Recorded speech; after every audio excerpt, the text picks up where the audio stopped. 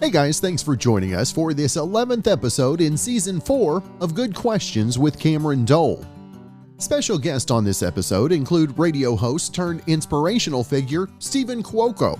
We'll talk about his radio station, his best-selling book, plus challenges dealing with the media today. We'll also visit with singer-songwriter Allie Colleen. We talk about her current Christmas single with Jay Allen called Oh Holy Night, and Allie also shares about her growth as an artist and brand over the last couple of years, as well as her insights of what's to come in 2024. Of course, if you would, please take the time to subscribe, comment, leave some feedback, and share with your friends. Now, there's a Guinness World Record for everything. Now, almost. My submission for most red lights hit while trying to run one simple errand, still pending. Now, Guinness keeps a database of more than 40,000 records, and someone put together a list of the 10 oddest Guinness World Records of 2023. They are, number 1, most skips by a cat in 1 minute. The record is 9. Yeah, that's jump rope skips. Number 2, loudest burp by a female. The record, 107.3 decibels. Number 3, longest distanced full body burn run without oxygen. That's basically running on fire, and the record is 272.25 meters or just over 893 feet. Number 4, longest tongue on a living dog. Now the record is 13.9 centimeters, which is almost 5.5 inches. Number 5, most spoons balanced on the body. The record is 88. Number 6, most magic tricks underwater in 3 minutes. The record is 38, and it was set by a 13-year-old girl who's also an avid scuba diver. Number 7, most couples eating a single piece of spaghetti simultaneously, Lady and the Tramp style. The record is 463 pairs. Number 8, fastest time to assemble Mr. Potato Head blindfolded. The record, 11.5 seconds. Number 9, longest mustache on a living person, male. The record, 63 centimeters, which is more than 2 feet. And the number 10 oddest Guinness World Record of the year is the fastest 5 meters on a scooter by a parrot, which the record is 14.6 seconds. We've had the chance to catch up a little bit before we come on the air. He's a public relations expert, radio host, media personality, and also best-selling author as well. We've got Steven Cuoco with us today. And Steven, first off, it's a privilege to have the chance to visit with you, brother. Thank you for inviting me, Cameron. I appreciate it. Now tell us, how did the book start for you? First off, got the new book, Guided Transformation, Poems, Quotes, and Inspiration. When did you first get an inkling about the idea, and how long did it take you to actually sit down and start the process? The process was super easy. I've always knew or wanted to write a book.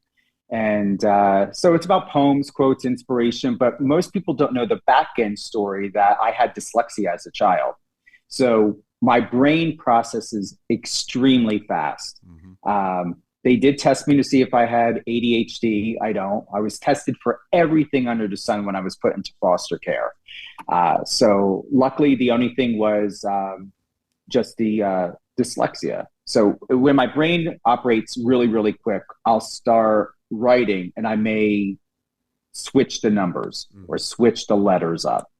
So I notice myself right now when speaking to you, what I'm doing is I'm self-regulating to make sure I'm not like speaking too fast, going too quick in this conversation, because I can tend to do that. Believe it or not, I'm going to be 50 in April of next year. So I've had a lot of time and a lot of decades to learn how to self-regulate, to keep my emotional and my mental thoughts connected. Because most of the time, and you may have read that I worked in mental health for 15 years as well. And most people, their emotional and mental state is normally separated or disengaged from each other. Mm-hmm. You're either running completely from fight or flight, or you could be running completely emotionally. And the situation is where are you being responsive or reactive? So as a kid and having dyslexia, I was terrified of people thinking I was stupid, going through judgment at all. A lot of times I, used to get smacked up beside the head, or, why aren't you paying attention? Why aren't you listening? And there are times to where, even in myself, to where I never had a problem in school. I always had great, grades. Mm-hmm. I would say just emotionally, I was just a wreck. I didn't feel safe. I didn't trust my environment. I was bullied every day. Mm-hmm. And that's not an exaggeration. Every day, whether I was in school, out of school, when I was living with my biological family, even when I was home, there was always some sort of drama, something going on to where I had to be this, where do I go? What do I do? Do I run to a corner? Do I go in my bedroom? Do I stay and deal with it? And do I go in fight or flight mode? And writing was always an outlet, writing and television. And there was times to when I was younger, I would do what would be called associating writing, Mm-hmm. if I'm getting that correctly, to where I would just take a piece of paper, a pen, and then I would just start scribbling. Sometimes the scribble would turn into words, and then sometimes the words would turn into scribble, or sometimes, or most of the time, the words would turn into self-reflection. Mm-hmm. And then this is where I started to channel my emotions, and where I was either scared to speak my mind and speak my truth, I was able to put it on paper safely and know that I can rip it up, flush it down the toilet, burn it, roll it up, throw it across the fence. So writing, I found the power through writing and the ability to self-heal, but also to self-reflect, to find out who I am as a person, because I was never in an environment, a safe environment or space to be able to express who I am and how I felt. And how did those experiences growing up, how have they made you? I know you're a publicist among many other things, but how, on the publicist side of things, how has that helped you dealing with clients that, are going through it as well? Great question. Well, when we look at the stories of Madonna, Channing Tatum, Selma Hayek, they all have dyslexia, but there's different levels of dyslexia. So I don't know exactly what theirs are. I would say mine is a lot in relation to Channing Tatum's. But at the same time, we see life differently, because the way we process information and the way that we see things that are in front of us, people that are dyslexic are very kinesthetic, very empathic, very intuitive, because you have to be aware, because we just normally don't process information and engage the way other people usually do. Also, we're emotionally different than most people. I would say highly sensitive, but not sensitive in a way to where we consider ourselves to be weak. We're just aware of what's going on in here and what's going on in here. And it's sorting out where we have to decide for ourselves what is most important. Am I going to be more intellectual, or am I going to be more emotional, or am I going to somehow find where to bridge the both? Couple things I don't know if you've noticed. When you first asked me, and then again, I had a tongue twister to where I stumbled. May have looked or sounded like a stutter, but it wasn't. It's because my brain is trying to figure out, how do I really feel about your question and questions? And then to sort out, how am I going to logically articulate it to be able to emotionally give you an authentic response? Because when I was younger, I would just blurt it. Psychological. I became so exceptional, and this is where PR comes into play. I became so exceptional it's almost like being a car salesman, or a politician. You have to be absolutely quick as Superman mentally to handle situations to where emotion doesn't always have permission to be involved.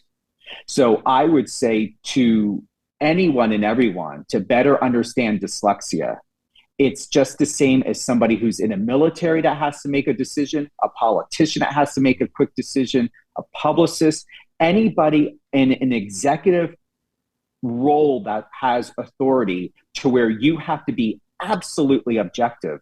That's how dyslexia has become my ally, because I've been able to take that and turn it into such delegation and leadership to where I never really had to spend most of my time, especially working in corporate America, being a publicist, having family in law enforcement and military and government. I've always grown up in my biological family and in my family who adopted me, being absolutely objective and always logical. Does that help? It does. That does. Yeah. Now, where did the inspiration? We talked about radio before we came on as well, and the conversation. I know how much conversation, one-on-one conversation, means to you as well, and how much did that play a factor with the radio station coming into existence? I appreciate that. And I saw a little tongue twister for you when you said the word play. See, we catch things. Yes. Does it mean you have dyslexia? But it's so interesting. I caught that moment where you had that tongue twister with the word play. So can you ask me that question again? I don't know if I can. No. No, because when the radio station came into existence for you, I know how much communication and one-on-one conversation means to you. Is that maybe what kind of put you over the edge to get the radio station started in the first place? Honestly, as I shared with you before, it was a sign from God, literally. I mean that, like, from the heart and soul and spirit of myself, of everything that's gotten me through life, more unseen than seen. I just wanted a place and space to where, as I shared with you earlier, I was resistant, mentors, people in the entertainment industry, everyone. And when I say everyone that are close to me said, Steven, we know you don't believe in a pay to play. We know you're absolutely adamant that media companies are destroying journalism as we speak, because when you go to university or school to be a journalist, you don't learn about pay to play. You have to literally take an oath to be fair, to be unbiased, to be neutral, and to be objective, amongst many other things, facts, all of that. But there is not even a but. There is a moral, ethical, and legal responsibility, not only as a publicist, but as a journalist, where it's very synergistic, if that's where there's a lot of synergy into it, where we have to be unbiased, objective, and neutral. And leaning forward with always the facts. And it got to a point as a publicist, it was very difficult to try to find placement for clients or people who were looking to get a message out there. Now, if you're a politician, you want to buy it, like, I understand where paid media makes sense. But when we're looking at even podcasting or like people charging $10,000 for a Forbes article, it blows my mind of how this can be legal when journalists' responsibility is to inform the public. We are a representative for you. And we cannot do what we took an oath to do, and to legally uphold the law of what we are required to do when people are asking for money. It is just like, I always say this, paid media is the same as an Olympic athlete doping to win a gold medal. What would happen to that athlete's credibility, integrity, their investors, sponsors, advertisers, if they knew that the athlete cheated to obtain the stardom, the success? We're talking about money. We're talking about fame. We're talking about status. We're talking about reputation, integrity.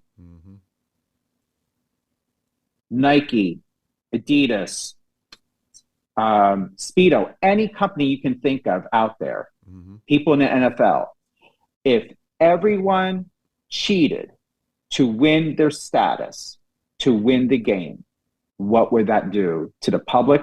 What would that mean to people who are buying tickets, spending thousands of dollars to come to see them? It is the reason why, once again, answer the question why I created Power 98.5, because I wanted a place that is about real news, real talk, real connections, real relationships. And like I said, I'm 99.9% all content.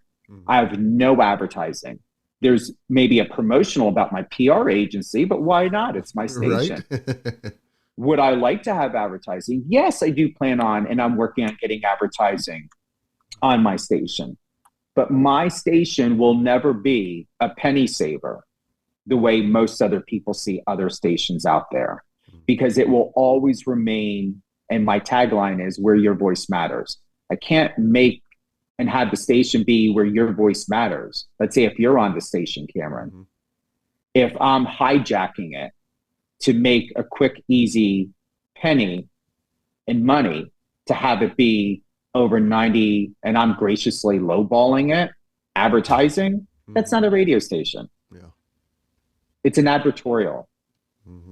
And I don't like the fact that music artists and their content and who they are is being used for other people to get away with making money, and they make nothing. That's why I started the station. I can go on and on and on why I started it. Now, as a publicist, seeing the way the business is done, how hard is it to get the word out today as opposed to when you first came into it, if you will? About myself or just about anybody? To get your clients' word out there. How much has the challenge escalated? How much harder has it gotten? It's not hard to get the word out there. Where it becomes taxing and annoying is when they want a fee. Let me give you this situation. I'll speak to it. I represent Jake Jensen. He's a producer, actor, model, very well established in the industry. He's coming out with a film with Zendaya next year. I believe it's called The Challengers. It was supposed to come out this year. It's coming out next year. He was a consultant on the film, and he does a lot of this behind the scenes. So there are times to where I will put out a press release or I will send out his deck. I will get a response. We've got people doing real journalism. Just yesterday, instead of this podcast platform doing their due diligence to inform me as a representative and to be absolutely transparent, I had no idea they were charging. Come to find out, instead of including me in the email, along with Jake, back to whether they accept the proposal or not to have him on the show, they're sending him privately a rate of $700. Wow. Why wasn't I included in the email? Why wasn't that told to me in the beginning when you shared or showed interest that you would want to or interview Jake, that there was a $700 fee? No. Instead of informing me, which that is another legal responsibility. I don't care whether it's regulated by the FCC or not. I know FCC does not, they only address broadcasting, not so much podcasting and online. But still, there is a responsibility, especially if someone's acting as a business, a fiduciary and judiciary responsibility, legal responsibility to inform. And this person did not only informed me and had no problem, and I'm going to close by saying having that inclusive communication in the beginning, but then once it was solidified that this person is interested to interview Jake, then sends Jake a separate private email wanting $700. Didn't even inform me, didn't inform us in the beginning so that we could have made a decision. And I'm going to do this. If I still have it. And if I don't, I'm going to sum up.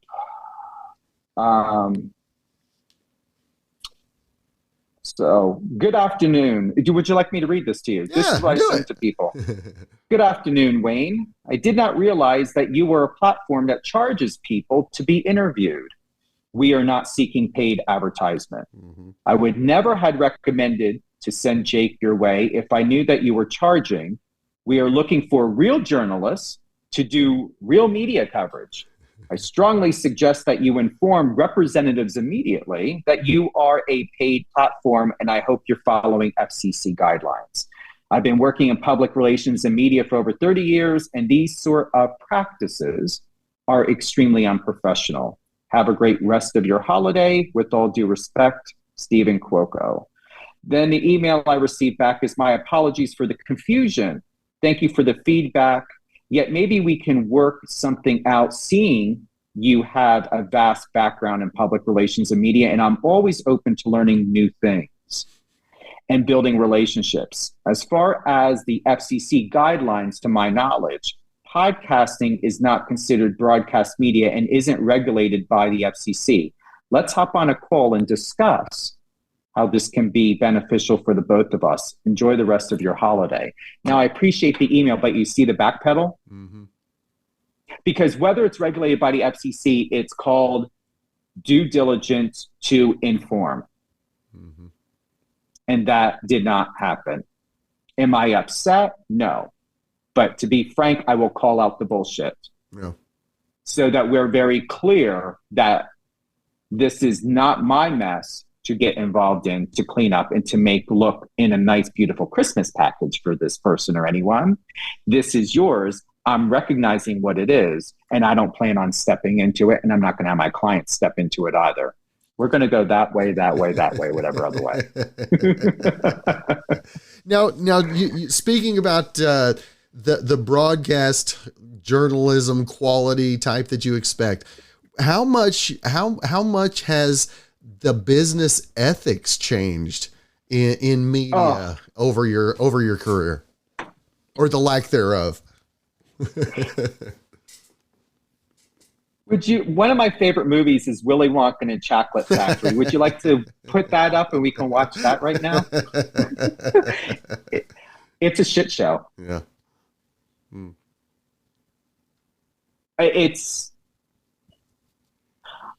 I went through, you shared something personal with me before we went live, and I'm going to share something. At one point, and we go through this as entrepreneurs, I've gone through this several times in my career. 30 years is a long time. Like I said, I've been doing this since I was 18. I'm going to be 50 in April. I have, in the last couple of years, love, and even during the pandemic, fell even more in love with my career, seeing who I am as a person, how I conduct business, what Power 98.5 has done, where I was able to interview Dan Aykroyd and Ryan Lochte and so many other amazing people, and they come to understand that there's people like you and me, Cameron, out there, to where you don't have to have an award-winning book, film, or something to be relevant. Let's just sit down and have a conversation. And that's something that was so incredibly rewarding within that 2 years of the pandemic, is I was able to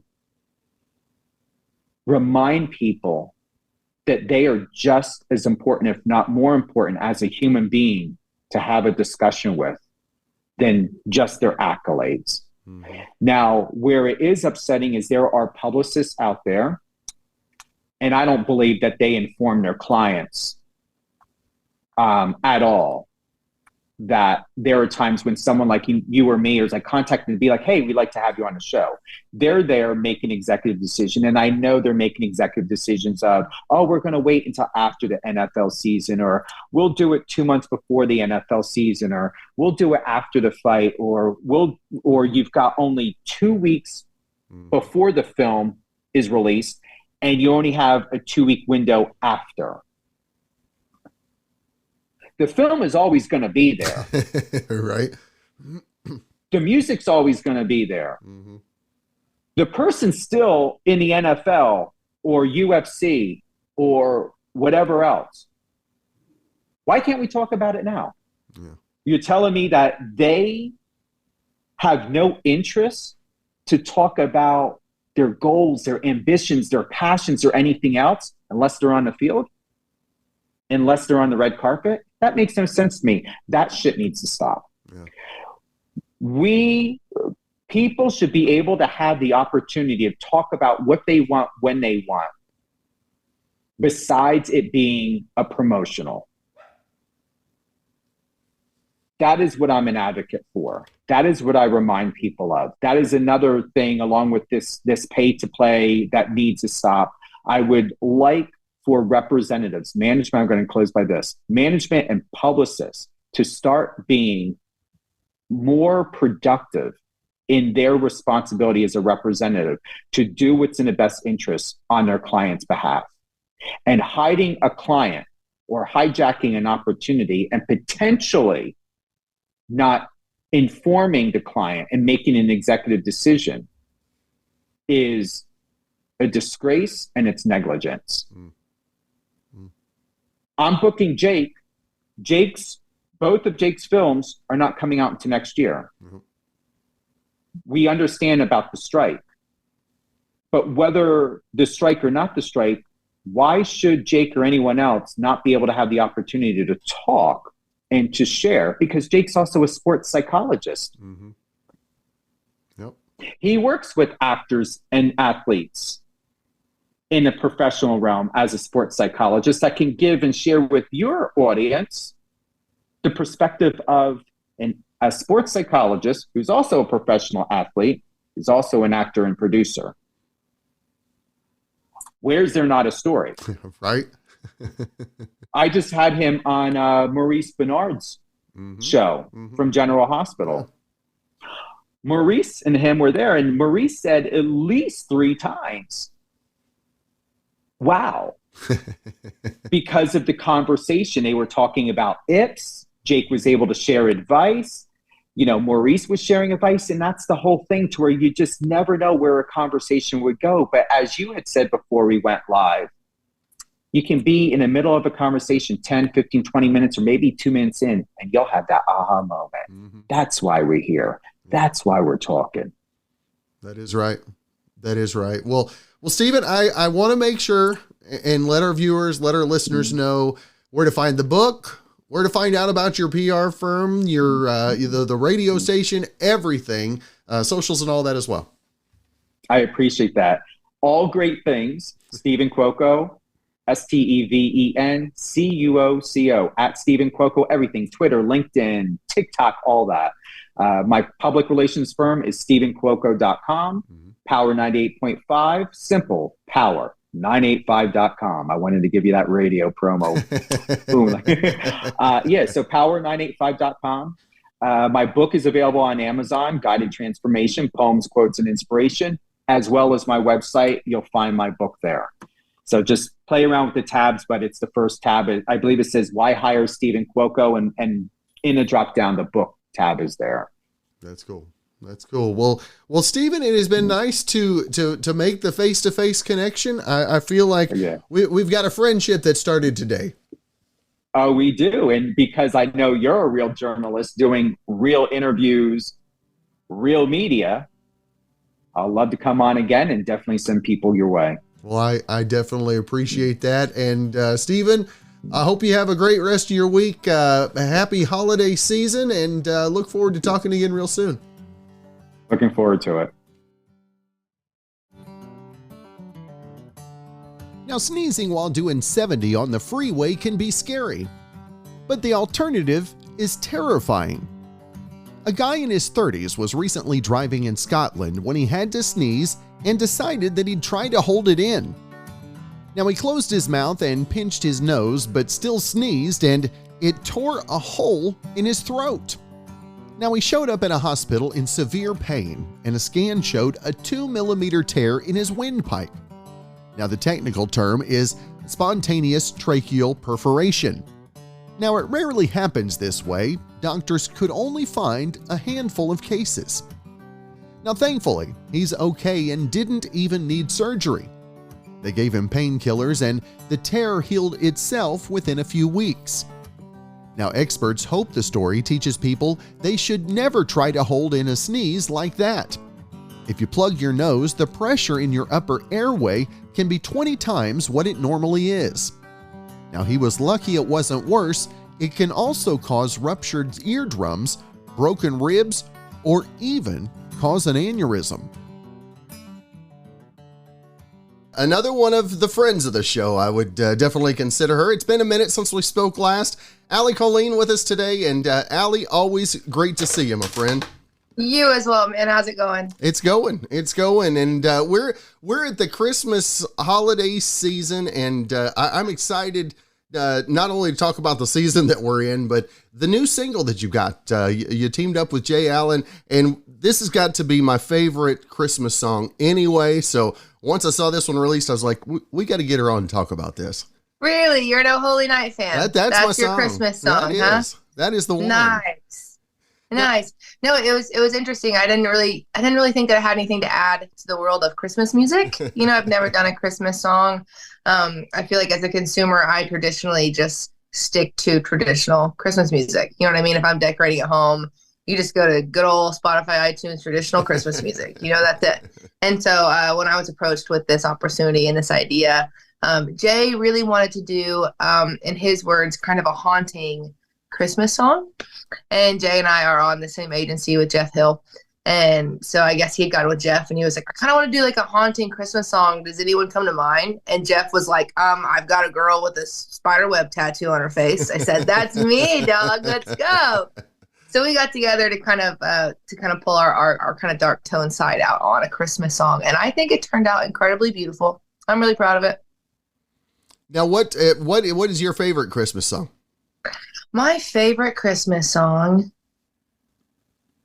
I think it probably has something more to do with Celine Dion and Martina McBride than the song itself, but I'm always like, do you hear what I hear? Like those really big ones that they do. I absolutely love it. But my favorite Christmas song of all time is Scotty McCreery, Christmas in Heaven.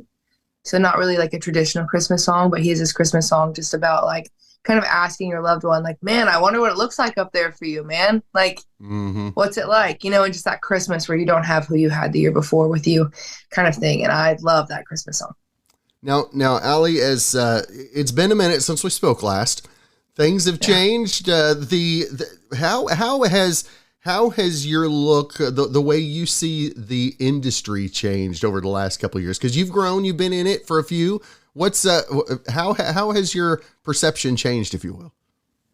I've always really tailored to Allie Colleen and the music and the brand and everything that Allie Colleen represents as a product anyway.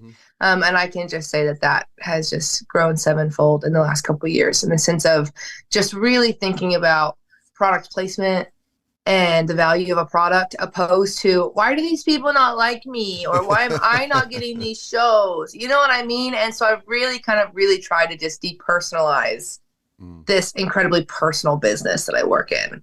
And I think that will probably just continue to go that way as, just business interactions happen and all of that kind of stuff. I love this town. I love the business that we do, but at the end of the day, that's what it is. It's just a business, and, I'm really proud of myself. I don't feel like I've gotten very hard to it yet, which I'm very proud of also, because that's kind of easy to also do in this town.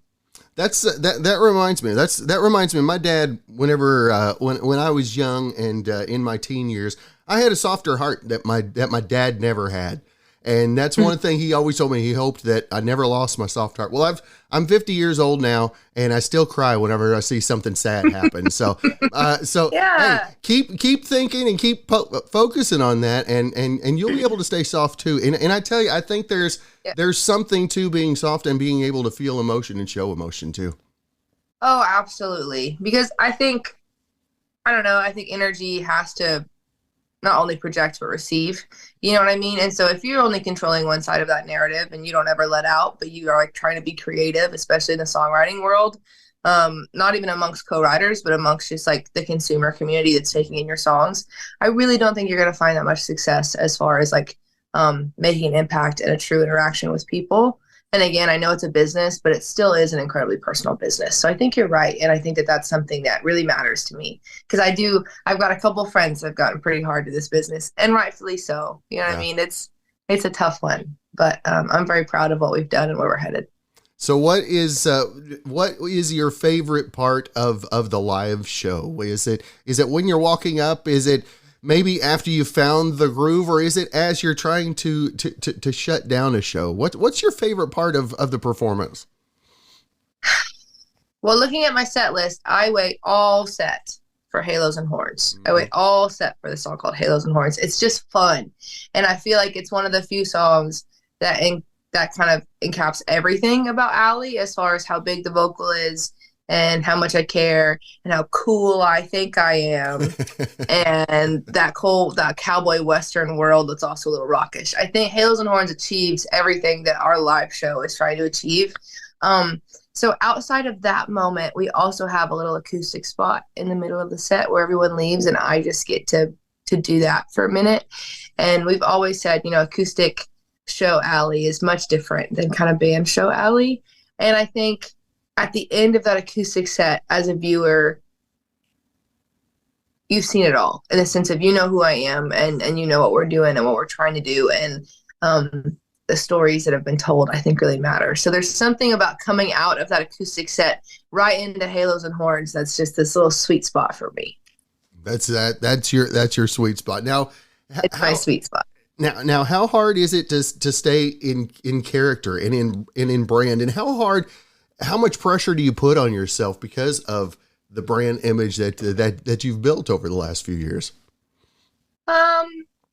I find myself in show not having too much hard time with it, just in the sense of, it's like, even though it is a brand, it's very much me, and as a performer, that is who I am. I am Allie Colleen. I really am. And it doesn't feel so much like a persona at that time.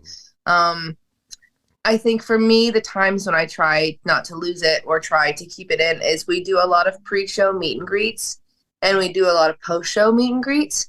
And I think it's in those times when I really have to remember the intent of the conversations and the intent of the branding, opposed to just chatting with my friends. You know what I mean? And those worlds aren't like vastly different from each other, but I do catch myself sometimes being like, we're still being an artist, bro. We are still being an artist. This is not a cookout. Like, calm down. But I wouldn't say that it's too hard.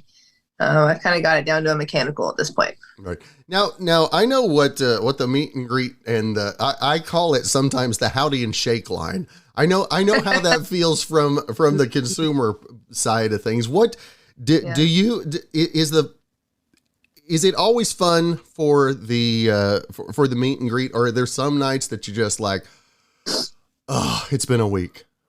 I absolutely love it. Now our meet and greet line is a little different, because the Howdy Shake meet and greet line is this incredible opportunity that we are not at yet, where you have so many people coming through in so little time that you really do shake a hand, say hi, pose for a picture, and you are ushered out. We are not there yet, and I don't really ever want to be there, in the sense of we might be a little more limited on how many people we get to interact with a show, because we do not do that. My meet and greets, you get an acoustic song. You get to hang out for a minute. We talk about stuff. We really talk about your family a lot. People love to talk about their families. And I, as much as I love what I do, try and keep meet and greets about who I'm meeting instead of who they're meeting.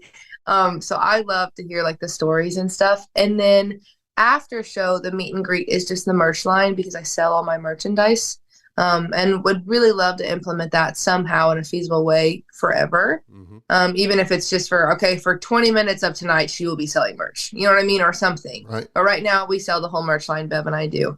And that interaction is very cool. And you get to meet people and sign all their stuff and, just say thank you for contributing financially outside of just buying a ticket. And that's very cool. The only ones that I think are kind of weird are when like the whole venue staff or something just gets to meet the artist and they don't know who you are at all or even really care. So they're kind of also like, I'm literally just here to shake your hand and take a picture. I'm like, thank you for saying that. We can knock those out real quick right now. Like, yeah, absolutely. I got you. That's funny. Now what, as you talk about branding, and I know on a smaller side on podcasting, is whenever you're going in and you've got to see your name in the big letters, how many different types of letters did you guys go through before you decided what is the Allie font? That's an awesome question. So I worked really, really hard on our Western branding, because female Western branding was it was so lame. And I don't want to say that to other female artists that use any kind of female Western branding, but the fonts in female Western, I hate them. I hate them so much. They're like too dainty. And the mixture of wildflowers with font in Western women is very frustrating for me. And it was just never hard enough, but still like Western enough for Allie Colleen. So as being a tattoo girl, I finally went and just started looking at tattoo shop fonts, and like in the sense of like the tattoo signage lettering, not like their font books, but like tattoo lettering, especially the tattoo lettering that had like pinup girls with it, like any like store font that had like a pinup girl in it, because it would partner that like Western font with a Gothic font, and it was very cool. And so once we kind of nailed that down, it was pretty easy. And we send in all of our signage to the venues. Now, whether they use it or not is also very interesting. So sometimes you show up and your stage is just lit up with just the most horrific thing you can imagine. And you just smile and wave and you keep it up there and it's fine. But we found a lot of success in the tattoo font world for signage, which I still think is kind of interesting. Now, speaking of the tattoos, any new ones? Any new ones that you can talk about? Several. I can't remember when we spoke last. So in January, February, I went to my first like horror tattoo convention. Mm-hmm. So like all of like the old classic like 80s actors that were in like, like The Exorcist and that kind of stuff were all there. And then all of like the stunt people and the makeup people for like Guardians of the Galaxy and Michael Myers and all that kind of stuff were there. And then the other side of the convention was all tattoos. And so I went to go and meet some of the people from Michael Myers, but I got a little spider web on my face. Nice. I love it. And then same in correlation to Halloween. I went to a Halloween party in October for a bunch of artists, and they had a tattoo artist there, and you could only pick from like their flash that they had, but I got those little like plastic vampire teeth that you can take in and out. I got those done at the party, which I thought was super cute. That's awesome. I'm pretty happy about it. Now do you what is the end going to be of the tattoos? Are you going to be fully tatted? Is that what the ultimate goal is? Yeah, I think so. I mean, there's a lot of places on my body I don't want to tattoo just for sake of like being an absolute baby, and it's just gonna hurt. But if that's what I end up with space-wise at the end of the day, I'm gonna use it. Right. So, it sounds so egotistical, but I'm so excited about it. I have a tattoo of myself on my thigh. It's very large. And it's literally just a self-portrait of me with like a big like wolf skin head on. Mm-hmm. And I met this woman at a bar like 2 years ago, and it was her 40th birthday. And when you have tattoos, people just show you their tattoos all the time. Mm-hmm. And so she had this big new piece she was all proud of and wanted to show me. And I said, that's all good and rad. Who is this beautiful woman that you have on your thigh or on your calf? Because she's gorgeous, and I don't think I'd ever get a person on me. And again, this woman on her 40th birthday was like, that was me at 22. And I thought that was like the coolest thing on the planet. So I got me at 25 right here, and that has turned into a full leg sleeve of myself. So we have like me as a skeleton riding a bull as a merch shirt. She's going to go on there. We have me as a pinup as a merch shirt. She's going to go on there, and we'll fill it with like lyrics and tattoo stuff and like Allie Colleen stuff. But I am my biggest fan, man. I think that's why I've made it this far, because I will cheer me on forever. So I'm doing a whole leg of myself, and I don't care. I'm so excited. That's cool. Now where was the initial interest? Where was the initial interest in tats? I remember being like 11, 12 years old and walking around, and just people with tattoos. I just thought they were insane. I thought they were awesome. I thought they were beautiful, specifically women with tattoos. Because when I was like 11 and 12 in Tulsa, Oklahoma, you either had really good tattoos or horrible tattoos. Like, that's kind of all you saw. And I just kept seeing these women that just like would not take any crap on the planet, just covered in tattoos. And I thought they were just absolutely stunning. And I wanted to know what they got and why they got. And I thought just painting yourself in stories was the coolest thing on the planet. And then as I got older and I just became a woman and just started just kind of nitpicking and hating all these little things about my body, I was like, I can paint this however I want to. And then that kind of helped me, I think, start loving my body a little more. And now as a 28-year-old, 28-year-old, I'm like, this is the greatest thing on the planet. Are you joking? I love this thing. It has gotten me through every day of my life, and I'm just going to keep painting it. I love it. That's funny. Now you talk about 27, 28, finally feeling a comfort level. I get, when I see people that are so much younger, and I'll have people say, yeah, I wish I was 18. I wish I could go back to 18. I wish I could go back to 21. I always tell people, take me back to 28. Because 19 through 27, I messed it up real bad.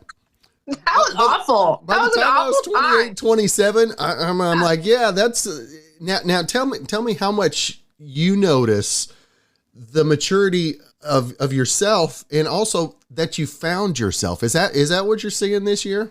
I think absolutely. I think we got to give some credit to the frontal lobe, right? So that kicked in around 25, 26, I think they say, for women. You guys, I don't know that it ever does. Respectfully, right? I don't think it does. So, do it that way you want. But I think it was a lot of that. I think it was a lot of, too, just being an artist and really trying to see myself how other people saw me, right? People just keep showing up to shows, and they just keep loving the music, and they keep loving what I do. And it doesn't even matter how big or small that number is. Somebody really cares. And I think at some point, for some reason, I wondered why for the first time, but not in like a I've gotten lucky kind of way, or in a, oh, what if I lose this kind of way. It was just, maybe there's something to it. Maybe these people aren't crazy. Maybe she's kind of a good hang. And I just kind of just started to just appreciate myself. And I don't know what that is. And I don't know if there's an age for everyone that happens for, but you're right for me. I mean, 26 was kind of that sweet spot, I think, where it started happening. And I'm 27 now. I'll be 28 next year. And I don't know, man, but I'm happy that I got here when I did. I can't say anything about all the time before, but I am here now, and I cannot imagine losing it because, again, I'm the only one in this meat sack right here. Right. You know what I mean? Like, I might as well like it. I might as well be kind to her. Mm-hmm. Now, are you also finding the music easier to make Allie's? Like, if you come across new music, is it easier to find the Allie zone on that music rather than fighting through a few times, if you will? I think so. And I think that also came with just that comfortability of, I'm not so scared to say how I feel anymore. I think there was a really long time when I needed somebody to give me validation to say how I felt. Like as if there was a bar for where, oh, if you feel this way, it's really not validated. But if you feel this way, it's appropriate. No, you feel how you feel. Right. And I've also learned that, the world of songs, and especially my world of songs, like when I look at the songs that I wrote that at the time I thought were my favorite things that really never were given a light, those songs are still very important to me. And I didn't lose anything by not giving them to the world. Does that make any sense? So yeah. I'm not so scared to say things anymore. And when it comes down to commercially picking what songs Allie Colleen puts out as a brand, I think that part will always be a little monotonous and very selective. But as far as just my world of creation and going into co-writes with my own narratives and what's actually happening in my life, I do find myself much more comfortable with that now, and not so scared to tell my co-writers, this is my world that I'm living in right now, and this is what I personally need to write about today. We might not cut this song. And my co-writers, too, at the age that they are now, are also like, that's what we're here for, man. Like, let's go. And I'm like, thank you. So it's been also just a community thing for me as well. Now, Allie, what's the next project that you're really excited about? I mean, we've got the Oh Holy Night we're still talking about now, but I see excitement. What's coming next, girl? Yeah, so we did the Christmas song, and I think another interesting thing about thinking about a Christmas song is I was having a hard time putting money into something that is possibly going to be streamed for at most 30 days. You know what I mean? Like, I don't really know if you're going to be bopping to a Holy Night in April. So I was like, I don't know about that. So just looking at So that was another thing that surprised me so much, but how much I loved doing A Holy Night and this Christmas project, and how much I'm still enjoying promoting it in this season. Right. Because, usually for us, you've worked on a song for 12, 13, 15, 40 weeks, and you hate it by the time it comes out anyway. You're like, I don't want to listen to that anymore. Like, they can listen to it. That's the point. So anyway, we are going into studio with, right now, probably about 9 songs. I picked them out of probably about 17 songs. So all that to say, we have well over probably a year and a half of music to really promote if we're doing that 8-week one song kind of thing, in the sense of promotion and stuff. But we have a song coming out with Lee Brice in February that I'm so excited about. Lee has produced my last 2 songs as far as Feels Like and Halos and Horns goes. And we had this 3rd song that we did that we've just held on to for a really long time because we wanted to make sure that it didn't just get lost out there in the world of music as far as an independent artist putting out music. So Lee has been kind enough to offer me 6 dates of his acoustic tour in February and March of 2024. And I'm so excited to go on the road with him and to receive from his ticket sales. I cannot wait. It's not on me this time to sell those things. And so really, really excited about that. And we are putting out a song called While We're Still Friends February 16th. Before that next weekend, I'll hit the road with him. And this song changed my life. It was a really tough one for me. Lee and I wrote it together with his wife, Sarah. And this song just means the world to me. And just selfishly, I was like, Lee, I just want to hear what our voices sound like together on a recording. Would you just do the background vocals? I'm not trying to slip in your name and likeness here. I just really, really, as a fan, would love to hear us together. And he just fully surprised me and did a full feature on it. And it's just beautiful. And it's a beautiful song about just what you thought was going to be forever. Hey, while we still care about each other a little bit, we've got to end this. So it's called While We're Still Friends. And I love the song. Hopefully we'll do a video for it in 2024. And that'll be my first music video, which I'm very excited about. And then from there, every 8 weeks, you guys can expect a new song from February 16th on for probably most of the year. And I cannot wait to be just consistently putting out music. We haven't had the money for that in the last couple of years, so I'm so excited.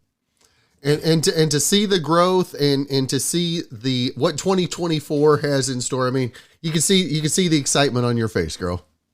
I'm very excited. We worked really hard, and it's just, this is my favorite part. I don't know how much it's realized, and it shouldn't be. This world should be magic for everyone who consumes it. I really believe that. I don't really think that listeners have a job to understand the business of the music that's being made. Right. But with that said, performing is really probably about 10% of what I do. And that's my thing. That's what I care about the most. And that's including recording time and studio time, as well as the live shows. So to get to spend this much time between now and January and February, just in the studio and not on the road and not so much in these professional settings where you go and you just have to be something shiny or no one's going to look at you. I'm so excited to just create for a little while as Allie. So I'm very excited, and I hope that it's received. I really hope that you guys like it. Well, I'm sure we will. And Allie, what's the rest of your holiday season up to the first of the year? What's it look like? Oh, a lot of naps. A lot of naps. I've got horses. I've got 2 horses at my house with me. So Tennessee winter's pretty mild, to be honest, as far as livestock animals go. They're okay. So it's not too much work in the sense of just making sure they're good and taken care of. So that takes up some of my days. And really, just like I said, really focusing on the recording time. We'll hit the studio in January. So right now we're all in that pre-recording, just decisions on who the players are going to be and what studio we're going to use and kind of what the end goal of each song is before we even start, so that doesn't get lost in the world of production. And I really enjoy that kind of stuff. I know sometimes in the past I found it a little monotonous and was like, can't we just record and sing music? And now I'm really loving just the intent of what the song's going to be. I'm really, especially after we've worked so hard to write them the way that we've written them, really enjoying that kind of stuff. So that'll kind of fill my days. I'm a little behind on Christmas shopping, but I've done pretty good this year on it. Still got a couple of things to get for my mom's. But I'm very excited, and I'm going home to Oklahoma for Christmas for the first time in a couple of years. So I'm very excited for that too. We'll be glad to have you back home. It'll be nice. It'll be nice. What about you? Do you guys do anything wild for Christmas? Any wonky traditions? No, we really kind of like everybody else. We do the Christmas Story all day Christmas. We have the TBS on repeat. And last year they did the new Christmas Story. They did a remake of it or a revisit. I actually liked the new Christmas Story. Really? I don't know if you saw it last year or not, but they brought some of the characters back. It was actually a lot better than I originally expected it. So nice, good, love to hear that. I watched Home Alone last night for the first time I think since I watched it as a kid. And no disrespect, it was not as thrilling as I remember it being as a kid. The robbery was literally only like 10 minutes of the whole movie. Yep. I was very surprised. It stuck. It seemed to be there a lot longer as a kiddo, didn't it? Yeah, it was still great though. It was still Home Alone. You know what I mean? I don't know why they made a 2, 3, 4, 5, and maybe 8, but I'll tell you what, that first one is pretty good. That's why. Yeah. That's exactly why. I get it. Well, Allie, I always want to make sure and let our listeners and our viewers know where to find everything Allie Colleen, website, social media, merch, and all that stuff. And I know you've got that whole spiel memorized as well. I do. I'm pretty good at this. We've made it very easy, very simple. You can find everything that we do from one place. So you can go to my website, which is alliecolleenmusic.com. We have a tour tab on there. We have all the Lee Bryce dates updated on there. If you guys would like to come and see Lee and myself. Again, it's a full acoustic tour. So he's acoustic, I'm acoustic. It'll be very intimate. A lot of stories. It'll be very cool. As well as the dates that we have so far for 2024. And then my Instagram is my most active social. It's where you can see the horses. It's where you can see me. It's where you can see my weird spooky cosplays, all the weird things. That's Allie Colleen Music. And like I said, everything else can be found within socials from socials. So give us a follow, you guys. Follow me on Spotify. If you're an iTunes person, just please stream something for the love of God. That helps me so much. Thank you guys very, very much. That's good. Well, Allie, it is always great to see you, my friend. It's been too long. I'm going to look and see if we can catch up with you and Lee whenever you guys make the trek. One of my favorites. Please. Love to see the two of you together. Yes, no, we would love to do that again. While We're Still Friends comes out in February, so I would love to get with you around then too, and we can talk about that a little bit more. And Lee, or we can talk a little bit after we do the tour shows together. Whatever works for you, man. I'd be honored to be back. Well, thank you. It's always good to see you, my friend. Good to see the smile on your face. I've seen you some days where you can tell you were down a little bit. It's good to see the excitement in your eyes, my friend. Thank you. Nope, it's back. She's lit up like a Christmas tree right now. Pretty happy about it. That's good. Well, Merry Christmas. Happy holiday season to you as well. And we look forward to talking to you in the new year, my friend. Absolutely. I'll see you there, man. Thank you. Well, I would be remiss if we didn't do a stupid criminal file to wrap up the episode. And there's a bar in Memphis called Mugshots Bar and Grill. And if they needed any new decor, they could use these new mugshots. The female bar manager at Mugshots, along with 3 other female employees, were arrested for allegedly beating up a waitress on Sunday. The waitress says it started with her talking to her manager's ex-boyfriend, and things went south when the manager caught wind of that. She was punched in the face numerous times, stomped, and kicked while on the ground. She lost consciousness and got 2 black eyes, several bruises, and cuts on her body, but she'll be okay. Now, the 4 women were all charged with aggravated assault. They got mud shots taken, but unfortunately, they can't put them up in the bar. Because the day of the fight, the bar was celebrating its last day open before closing permanently, and they really went out with a bang. So again, want to thank you for joining us for this episode of Good Questions with Cameron Dole. If you ever have a comment, question, or anything else you'd like to know, you can hit me up on the socials, Instagram, X, formerly Twitter, TikTok, and Facebook. Look me up at The Cameron Dole. You can also subscribe to the YouTube channel, The Cameron Dole. If you have a special guest idea, you can always email me, gqwithcam@gmail.com. Again, thanks to our good friend Brandon Allen for coming up with our theme music.